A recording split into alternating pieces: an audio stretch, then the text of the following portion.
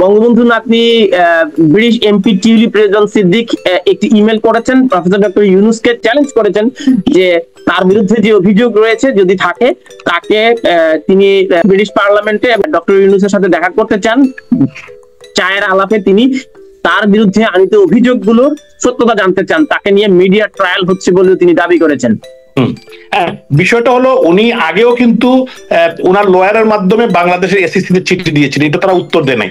গতকালকে উনি একটি ওনার পেডে ব্রিটিশ পার্লামেন্টের মেম্বার হিসাবে ওনার পেডের মধ্যে উনি দিয়ে দিয়েছেন, আপনার চিঠি দিয়েছেন যে উনি তো বলেছেন এসএসসিএ এবং অন্যান্য গভর্নর ওনাদেরকে নিয়ে এসেছেন, তো উনি বলেছেন যে আপনি লাঞ্চ অথবা টি দাওয়াত দিয়েছেন পার্লামেন্টে এবং ওনাকে সম্মান করে কথা বলেছেন এবং বলেছেন উনি ওনাকে চ্যালেঞ্জ ছুড়ে দিয়েছেন যে উনি প্রমাণ করুক যে উনি টিউলিপ সিদ্দিকী উনি মিনিস্টার ছিলেন এবং উনি মেম্বার পার্লামেন্ট এবং উনি 3বারের মেম্বার পার্লামেন্ট, তো উনি ওনাকে বলেছেন যে উনি প্রমাণ করুক বা ওনার গভর্নমেন্ট যে জোর করে ক্ষমতা দখল যদিও অবৈধ তারপরে প্রমাণ করুক যে কিভাবে উনি ওনার বিরুদ্ধে যে অভিযোগগুলা তারা করেছেন এটাকে প্রমাণ করার জন্য। এটা তো আমি মনে করি প্রটোকল অনুযায়ী উনি যদি চিঠি দিতে চান উনি তো অ্যান্টি কারাপশন কমিশনকে চিঠি দিবেন, উনি তো দিতেন, উত্তর দেয় নাই, উনি তো এটা বলেছেন, উনি তো উত্তর দেয় নাই, তো তারা চিঠি পায়ও বলতেছে কারণ বিষয়টা এরা তো নির্লজ্জ, এরা মিডিয়া ট্রায়াল করতে চায়, এম্বারাস করতে চায়, দিস ইজ দ্য ফ্যাক্ট।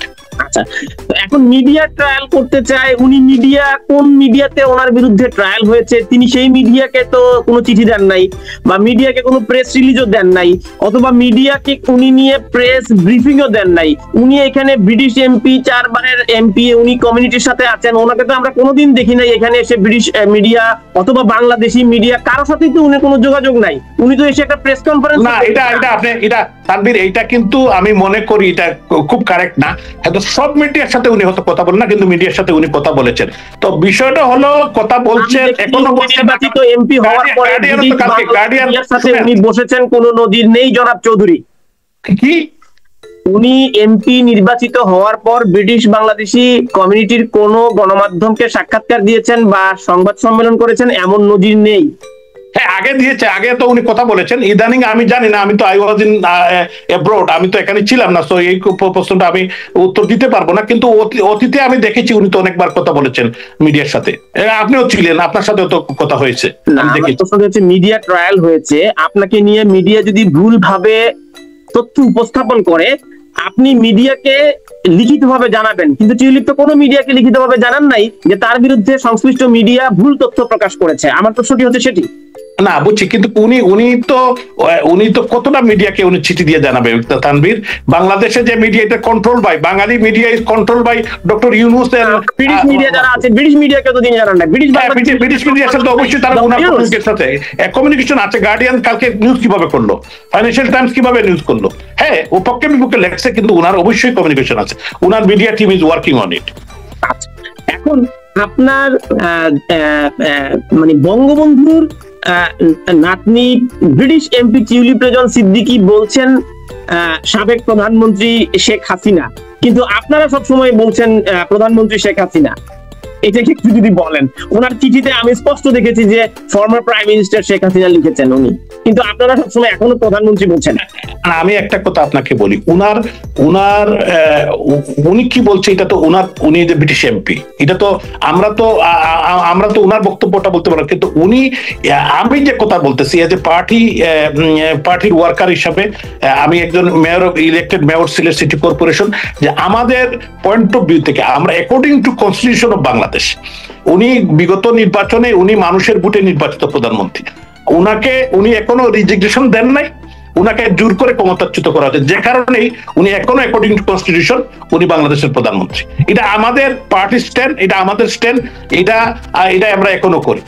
তো আপনার একজন ব্রিটিশ এমপি যদি প্রফেসর ডক্টর ইউনূসকে চায়ের আমন্ত্রণ জানাতে পারেন, আপনারা প্রফেসর ইউনূসকে তাহলে চায়ের আমন্ত্রণ জানিয়ে আপনাদের বিরুদ্ধে মামলা বা হয়রানি হয়েছে, বরং আপনারা নিজেরা ওনার সাথে বসে কথা বলে এই হয়রানিমূলক মামলা থেকে আপনাদের প্রত্যাহারের দাবি জানাতে পারতেন, সেটি করছেন না কেন?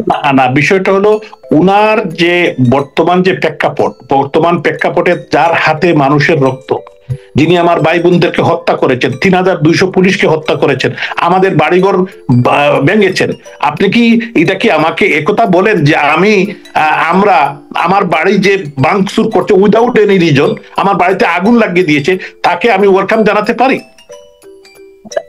কিন্তু আমরা খবর পেয়েছি যে, আমি জানি না কতটুকু নিশ্চিত, যে লন্ডনে অবস্থানরত বিএনপি চেয়ারপারসন, ভারপ্রাপ্ত চেয়ারপারসন তারেক রহমানের সাথে প্রফেসর ডক্টর ইউনূসের একটি বৈঠক হবে। এটি যদিও প্রফেসর ইউনূসের প্রেস অফিস নিশ্চিত করেনি, তবে আমরা এটি খবর পাচ্ছি, অনির্ধারিত মানে সূত্র আমি উল্লেখ করতে পারছি না, তবে একটি বৈঠক হওয়ার আলাপ রয়েছে, গুঞ্জন রয়েছে। আপনি কি মনে করেন এই বৈঠকটি বাংলাদেশের রাজনীতিতে নাটকীয় পরিবর্তন এনে দেবে আগামী নির্বাচনকে কেন্দ্র করে? এটা হলো এটা যেহেতু আমি জানি না বিএনপির ভারপ্রাপ্ত চেয়ারম্যান উনি দেখা করবেন কিনা, এটা তো আমাদের বক্তব্য না, বা আমাদের আগে কি হয় আমরা দেখি, ওয়েট এন্ড সি। প্রত্যেকটা জিনিস প্রত্যেক দিনই তো চেঞ্জ হচ্ছে, we have to wait and see কি হচ্ছে, কোন নাটক হচ্ছে, কি হচ্ছে, এটা আমরাকে যতক্ষণ পর্যন্ত। একটু আগে তো দেখলাম যে ইসলামী ছাত্র শিবিরের ডক্টর ইউনূসের যারা এলাইজ, জামাত ইসলাম, ইসলামী ছাত্র শিবির, এনসিপি, ওই যে আসিফ, তারপরে মাহফুজরা, হ্যাঁ, তার নাহিদরা, তো ওরা তো দেখলাম খুব গালিগালাজ করতেছে যে ছাত্রদল তাদের হত্যা করেছে, এবং তো আমি জাস্ট আপনার সাথে ঢোকার জন্য। তো বিষয়টা হলো আমরা আমাদের স্ট্যান্ডে আছি, আমরা স্বাধীনতার সমস্ত পক্ষের শক্তিকে ইউনাইটেড করে একটি গণতান্ত্রিক পরিবেশ বাংলাদেশে আনার জন্য, এবং যারা মানুষ হত্যাকারী, যারা ৭১-এর পরাজিত শত্রু, যারা এই দেশের মানচিত্রে পতাকায় বিশ্বাস করে না, তাদের সাথে আমাদের কোনো, আমরা বিশেষ করে ডক্টর ইউনূস যে উনি এই রেজিমের কিন্তু প্রধান, এই যে হত্যাকারী, নির্যাতনকারী এবং ৭১-এর পরাজিত শত্রুদের মেইন এখন ম্যান হয়েছেন ডক্টর ইউনূস, উনি কিন্তু সেফগার্ড দিচ্ছেন। তো বিষয়টা হলো তাদের সাথে আমি বিশ্বাস করি কোন মুক্তিযুদ্ধের সপক্ষের শক্তি, কোন মুক্তিকামী মানুষ আমরা আপোষ করবো না। এটা আমার ব্যক্তিগত মতামত। কোন ধরনের সহিংসতা হলে প্রফেসর ডক্টর ইউনূসের এই সফরকে কেন্দ্র করে লন্ডনে কোন ধরনের সহিংসতা হলে এই দায় আপনার দল নেবে কিনা? না, প্রশ্ন উঠে না। আমরা কেন নিব? আমরা তো সহিংসতা বিশ্বাস করি না, আমরা সাম্যতায় বিশ্বাস করি, আমরা গণতন্ত্রে বিশ্বাস করি, কিন্তু সাধারণ জনগণ, সাধারণ কমিউনিটি, এদেশের প্রবাসী বাঙালিরা কি করবে, এটার দায়িত্ব আমরা নিতে পারবো না। এদের পার্টি অভ্যুত্থানের সময় আমরা দেখি যে আলতাবালি পার্ক থেকে মাইক্রো বিজনেস পার্কে হামলা, পাল্টা দেওয়া হয়েছে, এবং সেখানে আহত হবার মতো ঘটনা ঘটেছে। এখানে আপনি দেখছেন, এখানে কারা হামলা করেছিল? আমাদের ছাত্রলীগের একটা মিটিং এর মধ্যে কারা হামলা করেছিল, এটা কি আপনি জানেন? আমি দেখেছি চেয়ার ছোড়াছুড়ি হচ্ছে, মাইক্রো বিজনেস। আপনি চেয়ার ছোড়াছুড়ি না, কারা গিয়ে হামলা করেছিল এটা কি জানেন? আপনি একজন মিডিয়া সাংবাদিক, এত বড় সাংবাদিক, আপনি জানেন না? না হওয়া পর্যন্ত আমরা এটা বলতে পারবো না। আপনারা মামলা করলে মামলায় অভিযুক্ত হবে, সিঙ্গেল আউট করতে পারবো না কে মামলা। না, তানভীর, এইটাই আমাদের জন্য, জাতির জন্য দুঃখজনক যে আমরা সাদারে সাদা, কালোরে কালো বলি না। যে আপনি লন্ডনে তাকে সাংবাদিকতা করেন, যে আলতাপালি পার্ক থেকে আপনারা এটা সত্য না। এটা হলো আপনি জামাত এবং বিএনপির লোকজন আইসা, আমাদের ছাত্রলীগের একটা মিটিং ছিল হলের ভিতরে, সেখানে এসে হামলা করছিল। পরে জামায়াত এবং বিএনপির দাবি আপনাদের লোকজন গিয়ে আলতাবালি পার্কে হামলা করেছে, তারপর তারা এসে পাল্টা হামলা করেছে। না, তাহলে আপনি যদি এটা জানেন না, এটা অত্যন্ত দুঃখজনক। জার্নালিস্ট তো জানার কথা। এটা ওরা কি বললো, আমি কি বললাম? আমাদের কাজ হচ্ছে আপনার অভিযোগটি তুলে ধরা, এবং সাংবাদিকরা কে আগে ঘটনা ঘটেছে, যেহেতু পুলিশ সিসিটিভি দেখে তাদেরকে শনাক্ত করবে। আমাদের কাজ হচ্ছে সেখানে মারামারি হয়েছে কিনা আমরা বলেছি, এখানে ধাওয়া পাল্টা দেওয়া হয়েছে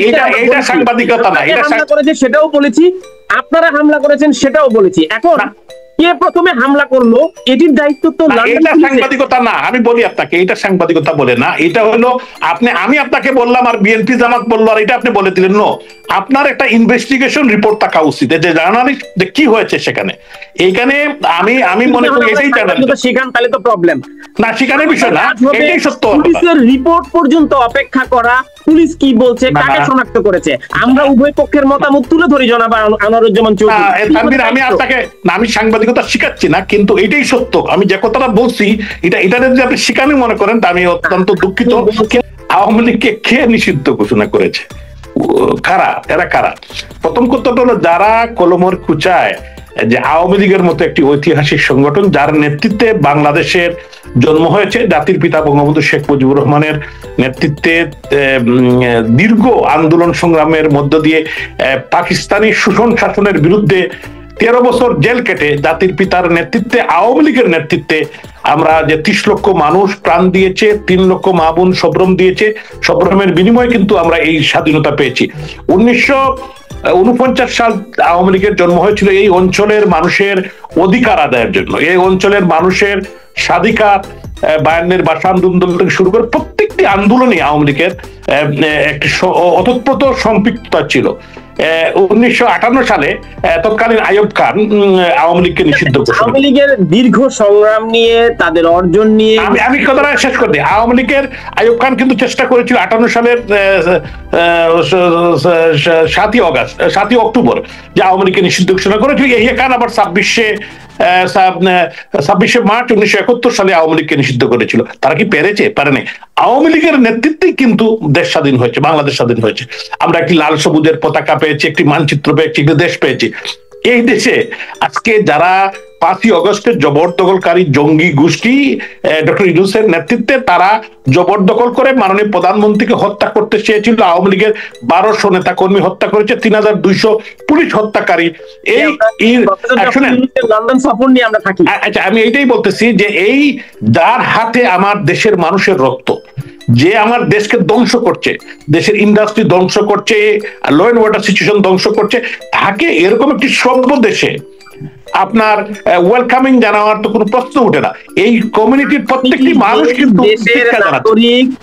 আপনি ব্রিটেনের নাগরিক, একজন ব্রিটিশ নাগরিক হিসেবে সেই দেশটির রাজা 3য় চার্লস প্রফেসর ডক্টর ইউনূসকে অ্যাওয়ার্ড দেওয়ার জন্য রাষ্ট্রীয় সফরে নিয়ে আসছেন, আর আপনি বলছেন ভিন্ন কথা।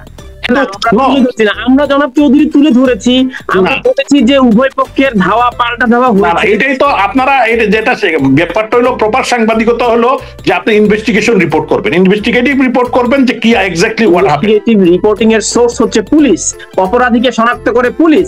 আচ্ছা ঠিক আছে, এটা নিয়ে আমি আর্গুমেন্ট করতে চাই না আপনার সাথে। যাই হোক, সেটি ভিন্ন আলোচনা। আমাদের যে প্রশ্নটি, সেই প্রশ্নটি হচ্ছে এই সফরকে কেন্দ্র করে সহিংসতা এড়ানোর জন্য আপনার কি পরামর্শ? না, বিষয়টা হলো আমি তো আবার আপনাকে এটা বলেই দিয়েছি যে আমাদের পার্টির যে স্ট্যান্ড এখন এই মুহূর্তে আমাদের যুক্তরাজ্য আওয়ামী লীগের সিনিয়র ভাইস প্রেসিডেন্ট, যেহেতু প্রেসিডেন্ট অসুস্থ, জনাব জালাল উদ্দিন সাহেব, আর সাধারণ সম্পাদক সৈয়দ সাজিদুর রহমান ফারুক, উনার নেতৃত্ব দিচ্ছেন। উনাদের নেতৃত্বেই আমাদের সহযোগী সংগঠন সবাই গতকালকে এখানে একটি ক্লিয়ার আমাদের মিটিং হয়েছে। মিটিংয়ে সবাই যাতে সুষ্ঠুভাবে আমরা প্রতিবাদ জানাবো যে যার হাতে আমার ভাইয়ের রক্ত, আমার বোনের রক্ত, আমার দেশ ধ্বংসকারী এই ডক্টর ইউনূসকে আমরা প্রতিবাদ জানাবো এবং আমরা বিক্ষোভ করব, এটা ঠিক আছে। এবং এখানে কিন্তু খালি আমরা না, শত শত সংগঠন আসতেছে, বিভিন্ন ব্যানারে প্রবাসী বাঙালিরা আসবে, সেটার দায়িত্ব আমরা নিতে চাই না। আমাদের দলের আমি আনোয়ারুজ্জামান ডরচেস্টারের সামনে প্রতিবাদ করবেন, আবার ডরচেস্টার হোটেলের সামনে প্রফেসর ডক্টর ইউনূসকে ওয়েলকাম করার জন্য প্রবাসীরা সেখানে যাবেন। তো এক্ষেত্রে সংঘর্ষ বেঁধে যাওয়ার কোন সুযোগ তৈরি হচ্ছে কিনা আপনাদের কর্মকাণ্ডে? আমি বলতে পারি না, এটা এখনো তো বোঝা যাবে না কারা যাচ্ছে, কি হচ্ছে, গেলে দেখা যাবে তখন এইটা। তবে আমাদের পক্ষ থেকে আগাম আমরা কিছু বলতে চাই না, আমরা শান্তিপ্রিয়ভাবে আমরা করব। কিন্তু আমি আপনাকে আমি তানভীর আপনার আবারও বলতে চাই যে প্রবাসী বা যারা নির্যাতিত, যাদের বাড়ি ঘরে হামলা হয়েছে, তারা কি করবে এটার দায়িত্ব আমরা নিব না। কিন্তু এটা আমাদের দলের, হ্যাঁ আপনি যদি দেখেন আমি দলের সাধারণ সম্পাদক, সভাপতি, আমার যুবলীগের, ছাত্রলীগের প্রেসিডেন্ট সেক্রেটারি, আমি নিজে বা আরো যারা দায়িত্বশীল যদি কেউ কিছু করে, তো এটা হলো আপনি বলতে পারেন। কিন্তু একজন হাজার হাজার প্রবাসীরা যাবে, আওয়ামী লীগের প্রতিনিধিত্ব করছেন, আপনার দলের প্রতিনিধিত্ব করছেন, তো ওখানে সমাবেশ ডেকেছে কে? আপনারা ডেকেছেন? না আমরা না, আরো অনেকগুলা সংগঠন যাচ্ছে, এটা বোধহয় আপনি জানেন না। কেন শত শত সংগঠন আসতেছে কিন্তু তাদের লোকজন নিয়ে, খালি আমরা না, এখানে হাজার হাজার। কারণ তারা ব্যানারটি কি? তাহলে কাদের ব্যানারে সেখানে প্রতিবাদ হচ্ছে, কারা করছে? আওয়ামী লীগও করছে, আপনার জাসদ করছে, তারপরে বাসদ করছে, কমিউনিস্ট পার্টি, তারপরে আরো অনেকগুলা সংগঠন, লেফটের সংগঠন, কালচারাল অ্যাসোসিয়েশন, কমিউনিটি, বিভিন্ন শহর থেকে লোকজন আসতেছে, শত লোক আসতেছে। এখন কারা কিভাবে, এখন আমরা কি করলাম এটাই আমি বলতে পারি, আওয়ামী লীগ কি করবে এটা আমি বলতে পারি। অনেক ধন্যবাদ। আমরা চাই প্রবাসে আমাদের দেশের ভাবমূর্তি যাতে ক্ষুণ্ণ, অবশ্যই আমরা চাই। প্রবাসী হিসেবে, রাজনীতিবিদ হিসেবে সেটিও আপনি নিশ্চয়ই নজরে রাখবেন। আমাদেরকে সময় দেওয়ার জন্য অনেক ধন্যবাদ। আমিও আপনাকে ধন্যবাদ জানাই, এই মুহূর্তে আমাদের সাথে আছেন, সবাইকে ধন্যবাদ।